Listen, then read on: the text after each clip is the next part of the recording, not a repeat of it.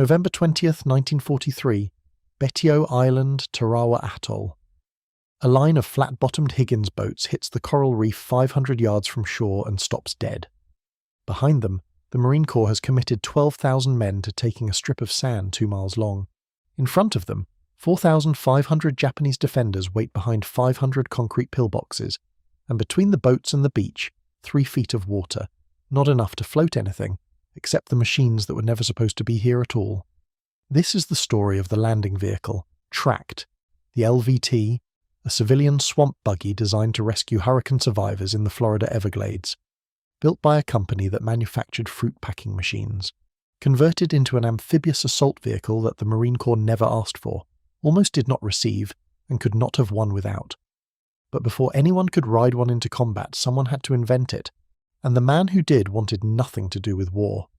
To understand why the LVT mattered, you have to understand what coral did to the United States Navy's plans for the Pacific. By 1943, the American strategy for defeating Japan required seizing a chain of fortified islands stretching from the Gilberts to the Marianas. Every one of those islands was surrounded by fringing coral reefs, shallow shelves of living rock extending hundreds of yards from shore. A standard Higgins boat, the workhorse of Allied amphibious operations, drew 4 feet of water when loaded. If the tide was high enough, a Higgins boat could clear the reef and deliver its Marines to the beach. If the tide was not high enough, the boat grounded, and every man aboard had to climb out and wade. Wading sounds survivable until you consider the mathematics. A Marine carrying a full combat load, rifle, ammunition, grenades, rations, canteen, weighed roughly 260 pounds. In chest-deep water, he moved at barely 1 mile per hour. A Japanese machine gunner behind a coconut log emplacement could traverse a beaten zone of 400 yards in under 3 seconds. The distance from the reef edge to the beach at Tarawa was 500 yards. The arithmetic was lethal. No branch of the American military was designing a solution. The Navy built boats. The Army built tanks. Nobody was building a vehicle that could swim through open ocean, crawl over a coral reef, and deliver troops onto a defended beach. The problem had no constituency until a Florida millionaire, motivated by a hurricane, built a machine to rescue drowning people in the Everglades. He called it a mercy machine. The Marine Corps saw something else entirely. Donald Roebling came from a family that built impossible things. His great-grandfather designed the Brooklyn Bridge. His grandfather supervised its construction and nearly died doing it. Donald inherited the mechanical instinct but none of the formal training. He was expelled from engineering school after less than a year. What he had was money, a workshop in Clearwater, Florida, and a problem his father gave him. In 1928, the Okeechobee hurricane killed over 1,800 people in South Florida. Thousands died not from the storm itself, but because rescuers could not reach them across miles of flooded backswamp, terrain too shallow for boats and too deep for cars. The elder Roebling challenged his son to build a vehicle that could bridge that gap. He offered to fund the entire project. By 1935, Donald had his first prototype, the Alligator. 24 feet long, 9 feet 10 inches wide, powered by a 92 horsepower engine, riding on caterpillar tracks with paddle-shaped cleats that propelled it through water. The width was not an engineering calculation. It was because the doors to Roebling's machine shop were exactly 10 feet wide. That detail reveals everything about how the LVT was born. This was not a military program with specifications and review boards. This was one man with a welder, a lathe, and an obsession. Roebling rebuilt the Alligator 4 times over 2 years, replacing conventional bogies with a chain track system riding on roller bearings in steel channels, eliminating the drag that made early models painfully slow in water. He discovered that woodworking tools shaped the soft aluminum hull better than metalworking equipment. By the 4th model, the machine weighed just 8,700 pounds and hit 9 miles per hour in water. In October of 1937, Life magazine published a photo essay on the Alligator. An admiral noticed it at a dinner party. He showed it to a Marine general. The general mailed it to the commandant. The commandant sent it to Quantico. A major was dispatched to Clearwater to investigate. He shot 400 feet of film, drove the vehicle himself, and returned with a favourable report. Roebling refused. He called the Alligator a mercy machine and said he wanted it used only for peaceful purposes. The Marines spent over a year courting him. Only after war erupted in Europe in September of 1939 did he relent. The Navy allocated $24,492 for a military prototype. Roebling spent $18,000 of his own money to finish it because the government funds had not arrived. When the money finally came, his biggest headache was trying to return $4,000 to the United States Treasury because he had come in under budget. The company that mass-produced the LVT was the Food Machinery Corporation, FMC. The name is not a joke. Founded in 1883 as the Bean Spray Pump Company, FMC made insecticide sprayers, citrus washing equipment, and a mechanical peach pitter. But the company had a factory near Roebling's workshop and decades of heavy metalworking experience. Under engineering-led James Haight, FMC converted Roebling's riveted aluminum design to arc-welded steel and began production in July of 1941. Roebling released his patent rights to the federal government and never asked for nor received any payment. The LVT-1 Alligator carried 20 troops at roughly 4.5 miles per hour in water, powered by a 146 horsepower engine.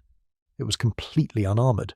The improved LVT-2 Water Buffalo followed with a 200 horsepower radial aircraft engine, the same power plant used in the Stuart light tank, boosting water speed to 5.5 knots and cargo capacity to 6,500 pounds. Its critical upgrade was torsioelastic suspension, rubber bonded to metal elements that twisted under load, replacing the bone-jarring rigid rollers of the original. But the question nobody could answer yet was whether either machine could survive what the Japanese would throw at it. The battle over the LVT almost killed the Tarawa operation before it began. Lieutenant Colonel David Shoup, operations officer of the 2nd Marine Division, had watched LVTs haul supplies at Guadalcanal in 1942 and recognised what no one else had. These vehicles could cross a coral reef at any tide. He convinced Major Henry Drews, commanding the 2nd Amphibian Tractor Battalion, to prepare the battered LVT-1s for an assault role they were never designed to fill. Major General Julian Smith requested 100 new LVT-2 Water Buffaloes from San Diego. Rear Admiral Richmond Kelly Turner objected. The slow transport ships needed to carry LVTs would require a separate convoy and risk losing surprise.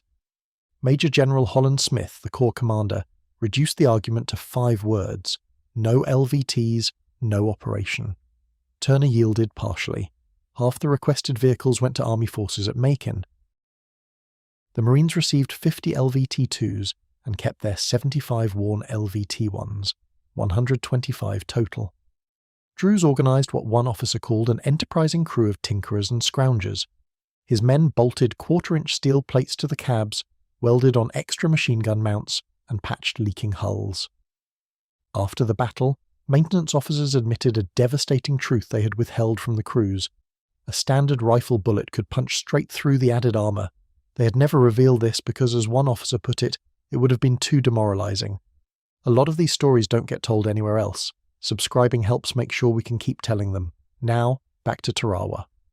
On the morning of November 20th, 125 LVTs carried the first 3 waves across 9 miles of open water at 3.5 knots, the longest ship-to-shore run of any Pacific invasion. Japanese defenders under Rear Admiral Keiji Shibazaki, who had boasted that 1,000,000 men could not take Tarawa in 100 years, held fire until the LVTs crawled within 150 yards.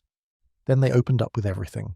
Private Don Crane, driving LVT-1 No. 41, had never seen an amphibious tractor before August of 1943. He had been given less than 3 months of training. Halfway across the reef, bullets punched through the bow and both sides of his vehicle, killing the radio operator and assistant driver.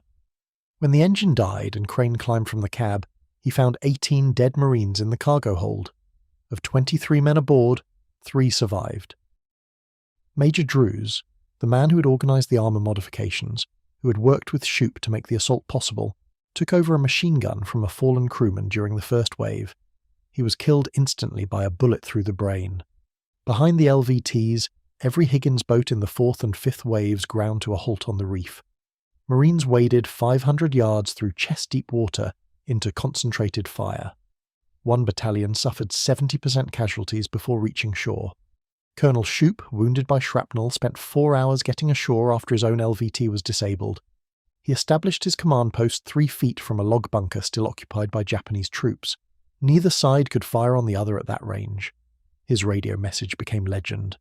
Casualties many, percentage dead not known, combat efficiency, we are winning. It would be dishonest to call the LVT a good weapon at Tarawa. Of 125 vehicles committed to the assault, only 35 remained operational by sunset, a 72% loss rate. The 2nd Amtrak Battalion suffered over 50% casualties. The aluminum track grousers, designed for Florida mud, shattered on razor-sharp coral. Saltwater corroded engines within hours. There was no floor armour. Any mine was instant death. But every one of those flaws existed because the LVT was attempting something no other vehicle even tried. It was slow because it had to float. It was thin-skinned because added weight would have sunk it. Its tracks broke on coral because they were shaped to grip swamp mud. The 72% loss rate is staggering, until you consider what happened to the men who had no LVTs at all.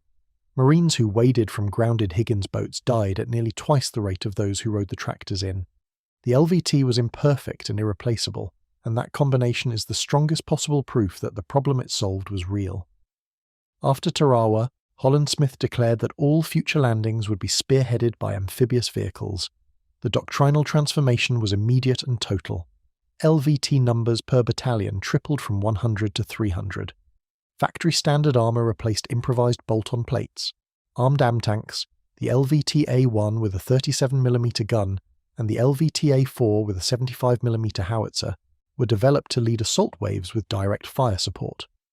The LVT-4 introduced a rear loading ramp by relocating the engine forward, allowing 30 troops to pour out the back instead of climbing over the sides.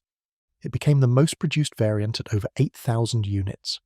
At Kwajalein in February of 1944, the full LVT family deployed together, and the islands fell ahead of schedule at a fraction of Tarawa's cost.